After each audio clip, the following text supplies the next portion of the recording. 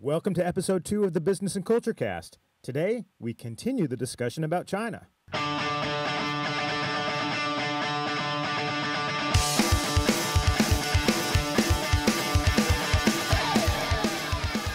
Since we're talking about China, the musical selection is straight out of Beijing.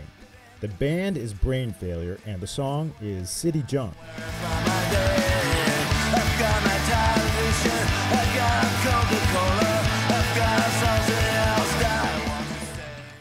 China is an amazing and diverse place.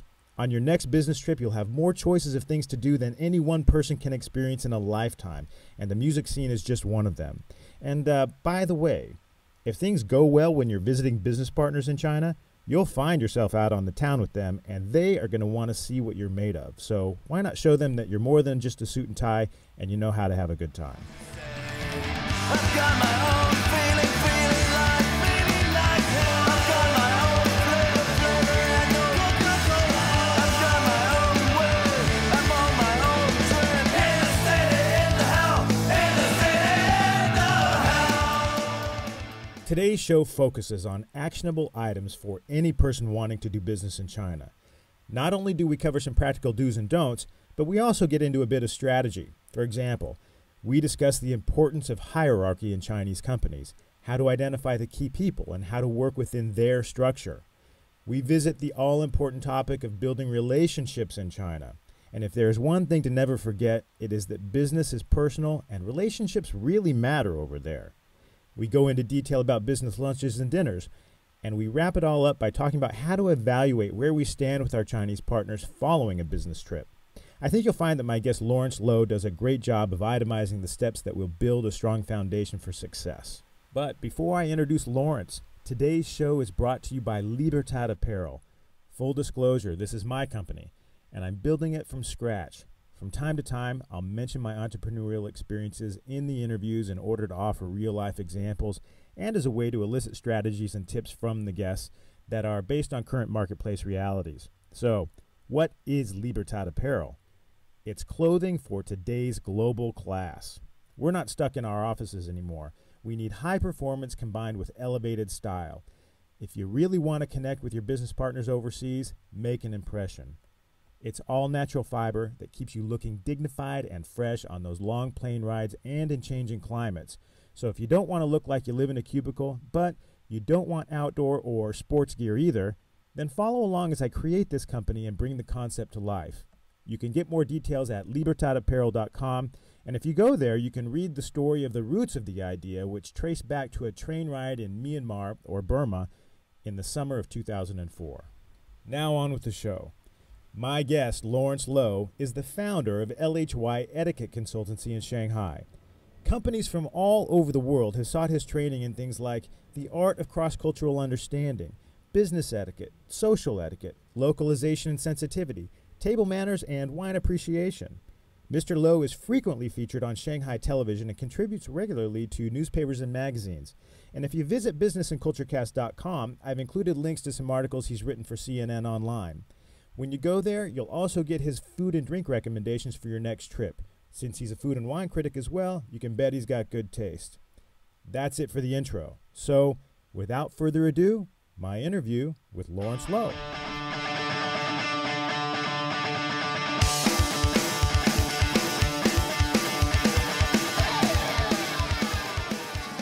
On the phone, we have with us Lawrence Lowe of LHY Etiquette Consulting in Shanghai. Hi, Lawrence. Thanks for joining me. Thank you very much for having me. So, I've been to your website, I've read the articles, and I've seen your YouTube videos. Maybe we can begin today's discussion by just sort of asking why etiquette is important to you, why you've made a career out of it. I came to Shanghai in 2002, and I was working in the wine industry, selling a Western product in China. Whether it was Chinese getting to better know Western products, or whether it was foreigners trying to get into the Chinese market, I saw a huge gap to develop. That was cultural differences. How to let Chinese better understand foreigners, and how do foreigners better successfully sell here in China. So I created my etiquette consultancy, conducting etiquette training classes, but with cultural differences in mind, so that I think when two cultures do business together, they can understand each other better, respect each other better, so that there'll be increased chances of business success. So when you say that you were doing your wine business and then you noticed this gap, I take it you were noticing either business being left on the table, or what was it exactly that you were noticed was happening or not happening? Well, I think it's really the cultural differences. I mean, wine is not a Chinese, local product, and foreigners don't speak Chinese here.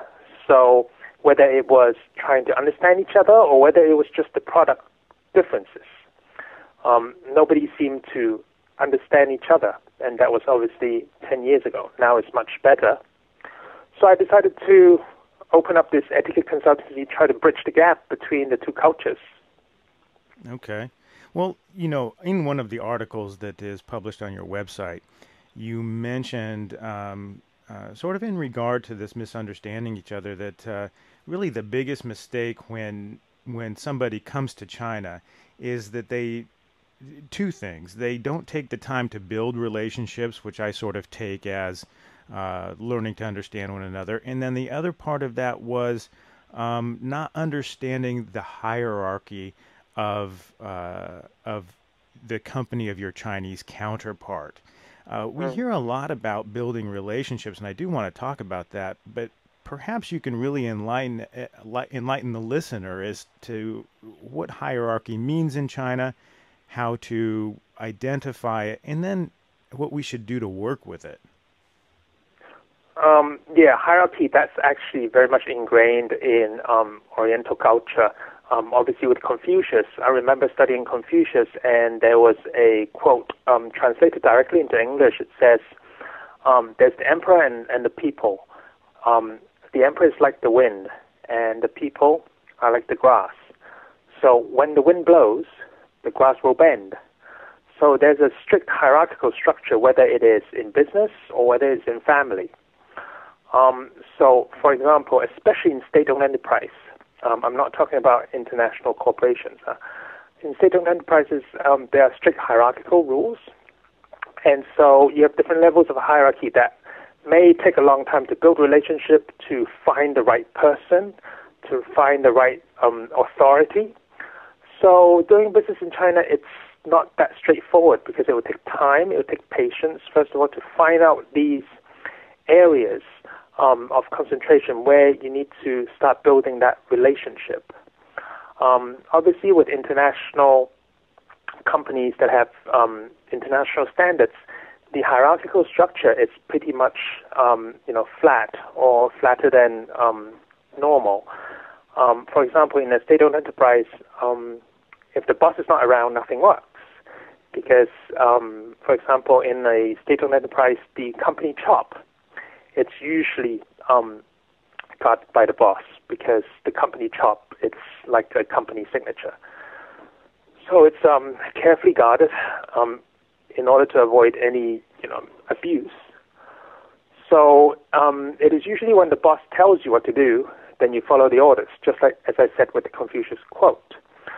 But in the West, you have much more leeway. Let's say you're in a department and you're a departmental manager. You have more authority, more individualism than, let's say, working in a state-owned enterprise here in China, which is like a pyramid. So the workflow comes from the top and descends down to the bottom. So if I can try to interpret that answer, if a company from the West goes to China and they are doing their diligence to sort of identify the hierarchy, you're saying that their first encounters with the company, they might not necessarily be with the right person, but it might take time for them to sort of make a lot of relationships to find the right match. Is that correct? Yes, that's actually very, very true. Because when you first come to China, you're not expected to seal the deal right away. That's very hard. Just to give you an example, let's say, well, Carl, you're from America. So let's say you have a delegation in America. You're meeting your counterpart, let's say in New York. You have a delegation of 5 people. So even shaking hands, the order of precedence it's usually the most junior shaking hand first with your counterpart, and then saving the best for last. So your boss would shake hand the last. In China, it's completely reversed. So you have the boss always shaking hand first. So knowing that you're the authority, then the most junior staff shake hand last. So that's completely different. So when you're coming here, or when foreigners are coming here to look for business or to have meetings, usually the boss does not appear. The junior staff is usually sent just to have the initial meeting. That's kind of a filter. Then afterwards, you have to really dig through to see who the authority is, and that takes patience and time. Okay. Well, if you don't mind continuing with this, what you're saying here, if we could use my business as maybe an example. I'm a solo entrepreneur, and right now I'm dealing just over the phone and email with a textile company out near Shanghai. And I was introduced to the company through a third party, and a reputable third party. And my initial phone call is with somebody that I would identify as being relatively high up in this factory. I was then passed off to somebody that is a junior member, and that's who I'm dealing with. And she takes care of my requests. She answers all my questions and sends me documentation and so forth. I'm planning a trip over there. As a solo entrepreneur, nobody else I can't really interface with several members of their staff necessarily. I mean, what would you advise, and what should I be thinking? Because I take from what you're saying, I'm going to meet this junior member probably right off because she and I are developing history. But can I expect that she and I will continue, or that at some point I would be passed off, or should I be attempting to climb the ladder, so to speak, within their company? I don't know the situation of your business dealings now, but it may be wise for you when you land in China to find someone on the ground to represent your company, even though it's just a part-time thing. And I don't know how easy that would be for you to find one once you're on the ground here. He or she should ideally be speaking Chinese. So you are seen as a legitimate. I'm not saying that your company is not legitimate, but usually when you go to meetings here, it's very rare that you go alone. Collectivity is a very strong notion here in China. So if you can find at least one person to go with you, then you're also seen more as an authority. The person that you are bringing with, it's your subordinate, and that will also give you face. And whether you can find this person to be trustful, then your subordinate will be able to give you a third judgment. So it may be better for you to do it that way instead of going solo, because you're one against the many in the factory, and there's no way for you to find out without a third eye. Okay. Well, that's good. That's good advice, not just from a standpoint of building a relationship and gaining some credibility, but just to help with the workload. I think it'd just be impossible for one person to sort of do all the things you're talking about. Let's move on to maybe a strategy of how we might build these relationships in China, and build a relationship of trust where they take an interest in your company and you in theirs. Can we start, from the very first email contact or phone contact? How do we get off on the right foot with counterparts in China? How do we start out? It's very hard actually, because you're from abroad. So usually in China, it depends on the company. Some are quite internationally focused, some are not. And I think the fact that you are from abroad, so it's the only way of communicating, it's really via email. But it may be wise for you to have some kind of a Skype conversation, a video Skype conversation. That's also like a due diligence. Check out the opposite side, whether they are having an interview in a reputable office. These are all due diligence things that you can do, just obviously after the initial email contact. Because, again, coming to China for someone who has never been here before can be a minefield. Find ways for you to decrease the chances of risks by doing your homework before. Yes, you have already built a relationship via email, but that's just very, very beginning. How about starting that Skype phone call with the video? Then you see each other face to face, and with facial expressions, you can actually, do some kind of due diligence to see whether they're genuine or whether they are not. So I think the relationship can have several stages. After the email, after the phone calls, I think it may be wise for you to do the Skype. Because business is achieved here really through friendship, or they really need to get to know you. Relationship doesn't really just last in the business sense per se. In family as well, the notion of family is very, very strong here. So it could be that, the factory is run by some of their relatives as well. So the bonding, again, here, it's much stronger, let's say, to the West. So you may want to find different ways to try to build or explore that relationship. Should we be trying to build and explore that over the phone and email, or should we really start doing that after our first visit to China? Well, no. I think after your phone and email exchanges, you may say, hey, listen, just want to have a Skype conversation with a video conferencing. I think that's very normal now in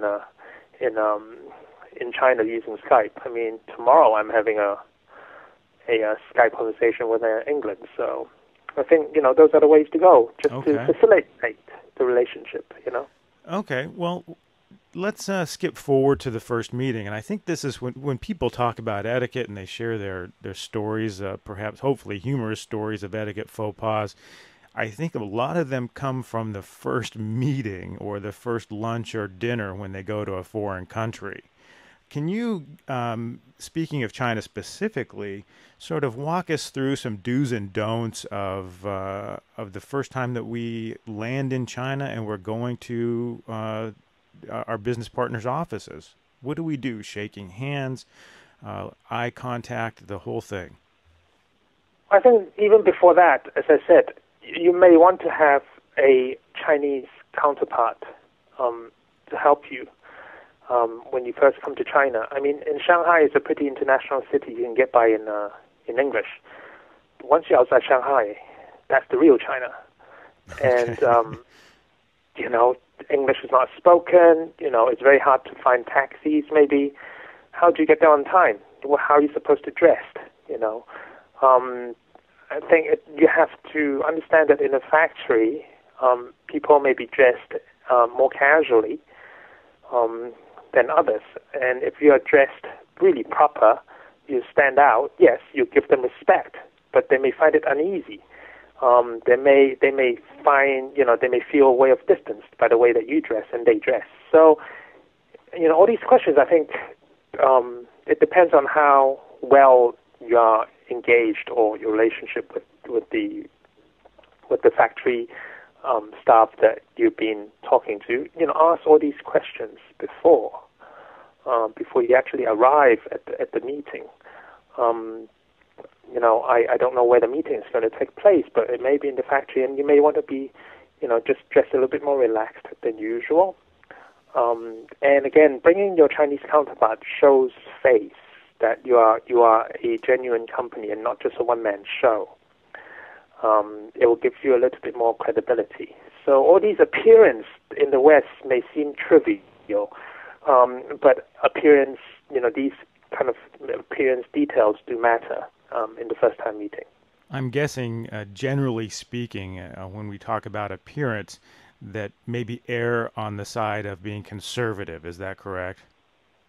Yes, you can do that. I mean, you can, wearing a suit is fine. I mean, I'm not saying that don't wear a suit, but it just depends on how much of that relationship you're built with your counterpart. Maybe business casual can be fine because in a factory, most likely they won't be wearing a suit and tie. Okay. Well, we've talked a couple of times about the need of getting sort of a consultant when we land, Mm. or somebody to manage our affairs in China. In my case, that person would probably be titled a sourcing agent, somebody that's used to dealing with textile factories. Yeah. These people, if we're looking to them for advice and instruction, are they accustomed to saying wear this or don't wear that, do this, don't do that, to really help us negotiate the finer points of etiquette? Or would we have to No. manage those people as well? Yes, you have to manage those people themselves because, in their point of view, all they care about is sealing that business deal for you and for the sourcing agent because their remuneration is on the line. So these finer points of details of etiquette, no, they won't really care that much, and that's why I saw the gap in the market here, that no one was really paying attention. But as two cultures interact more interdependently, there are needs for these things to kind of shorten that cultural gap. Okay. But, okay. So, let's, aside from grooming and dress and some of those finer points, let's talk about something that's not quite so visible, but I know that is really important to Chinese and really everybody anywhere. And that is, what kind of person do the Chinese really respect and trust, and what kind of person do they want to build a relationship with?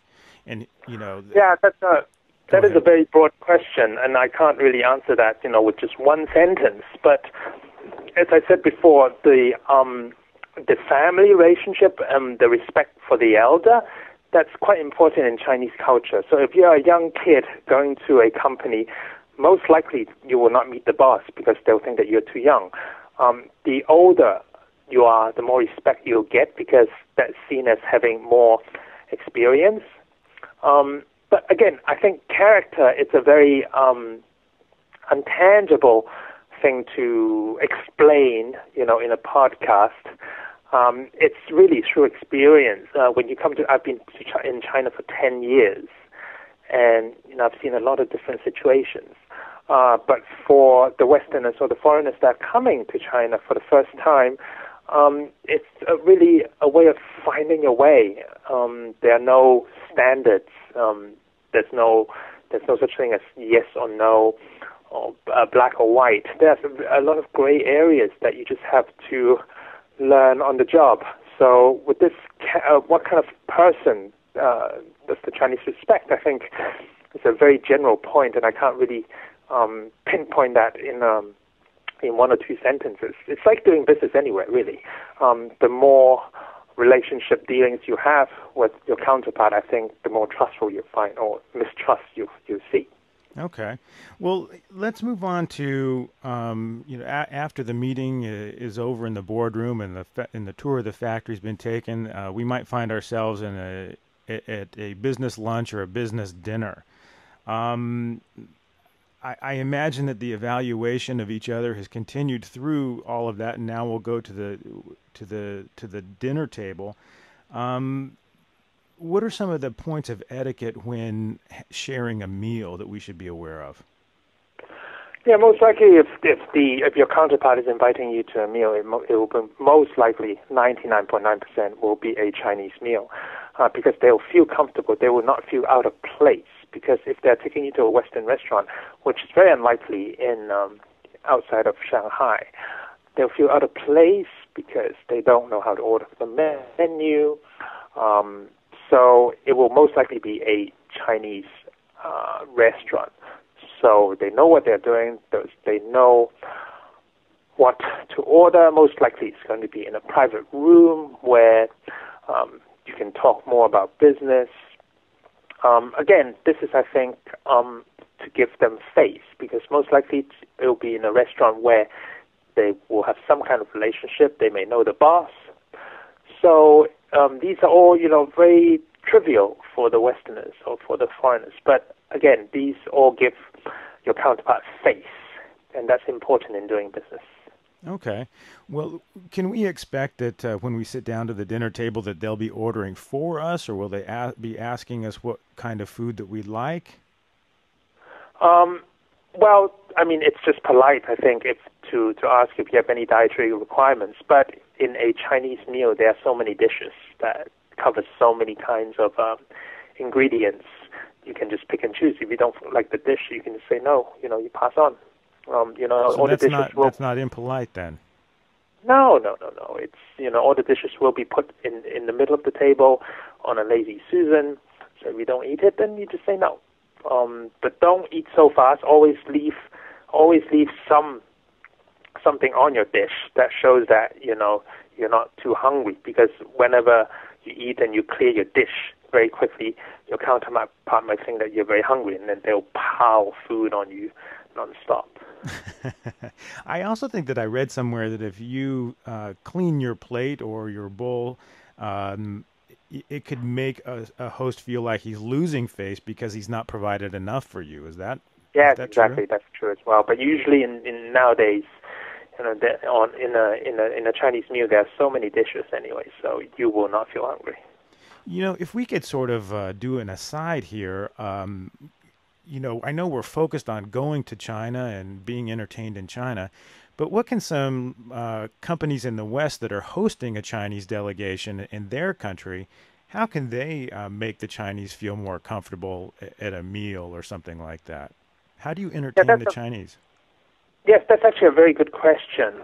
Depends on how internationalized they are. I mean, depending on how often they go abroad. If they haven't had a chance to go abroad, it may be actually best to host the Chinese delegation in a Chinese restaurant where they'll feel more comfortable, even though they know for a fact that the Chinese food cannot compare to what they eat back home. It would just make them more comfortable. It's a way of giving them face, that they will not lose face if they use a butter knife to cut a piece of steak. One of the things that they think Western-style food is a little bit hard to manage is because, first of all, every dish comes individually. They may not understand the menu because the menu don't have photos on them. It's not like McDonald's. So when they're abroad already, they are not used to Western culture. So in order to give them some kind of respect and comfort, it may be wise just to host the dinner in a local Chinese restaurant in a foreign city. Okay. All right then. Well, so we've gone to China. We've had the meetings, and we've been entertained. We've shared meals, and perhaps even gone out drinking afterward. And now we're packing our suitcases, and we find ourselves back in our home office. It's time to evaluate. How did it go? What are some? We go to China, and the Chinese are going to be extremely polite to us, and it might be possible that we've not picked up on any cues that things are going right or wrong. But when we're back in our home office, how do we sort of evaluate what happened? What are some tips? Yeah, I think that's quite easy. I mean, if the business trip is successful, you will have the continuous relationship with them, even maybe signing a deal or maybe having some, orders taken. But here in China, there are many ways of saying no. You're not just going to get no as an answer. So if they don't want the relationship to continue, they may not say no in front of you or directly in your face. There are many ways to get around that. And, they may say, the company boss is away, and he or she will be away for a couple of months.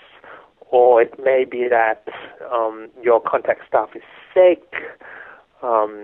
She may not be in the office. Or it may be that, they are quite swamped with orders from a particular country. So they will deal with your order later. So it's a delay tactic, but they will never say no in front of your face. But you'll realize. Yeah. So if things all of a sudden become a bit more difficult, that might be an intentional signal then. Yes, exactly. But I think that's doing business anywhere. It's not just in China. You'll feel it. It's not that hard to figure out. Yeah, well, I think you're right that if we set our minds to just sort of getting a general sense of things and interpreting things on that level. However, I've run into them, and I imagine you have too, where you have this attitude of some people have the attitude of money talks. They'll do it because I'm going to pay them, And that kind of person is certainly not going to be looking for delay tactics. He's just going to think that maybe the people he's dealing with are incompetent, when in reality they're trying to communicate to him, we don't care about your money. Yeah, exactly. I mean, I think you can feel that if you're a successful businessman or if you have that experience, I think you can sense it right away. Right. Okay. Well, so, one more thing, one more point of etiquette when you follow up. Is it customary to sort of send a gift or anything, or leave a gift behind? That's a good question. I mean, it just depends on how your relationship is with your counterpart. I mean, if you have never seen them before, it may be nice just to break the ice with some kind of gift. It all depends how well connected you are with them before you meet them. It may be nice just to bring a small gift, but it's not compulsory. Okay. It may even be nicer. Don't bring any gifts until after the meeting, and then send them the gift later and say thank you. Right. Thanks for hosting us. Yes, exactly. Okay. Well, that brings us to the conclusion of the phone call. Do you have any parting tips? You've been in business for years and seen so many things. Are there any general guidelines or pitfalls that you see people falling into on a repeated basis? Yeah, I think what it is in China is such a different market condition here. Is one really has to have the patience. Doing business in China is a long-term plan. It is not just a 1 or 2 year making a quick buck and then getting out of here. You really have to plan in advance. It's for the long term, and do the due diligence, because sometimes people think, doing the due diligence may take a long time. Just take the risk. But I think it is even more important for a market in China where the language is different, the business culture is different. Do your due diligence. That's part of the homework, just to avoid some of the pitfalls and risks that you'll face in doing business in China and, being successful. Really great advice, Lawrence. Thank you so much. Really appreciate the time, and best of luck in everything that you have going on in China right now. Thank you very much. Keep in touch, Carl.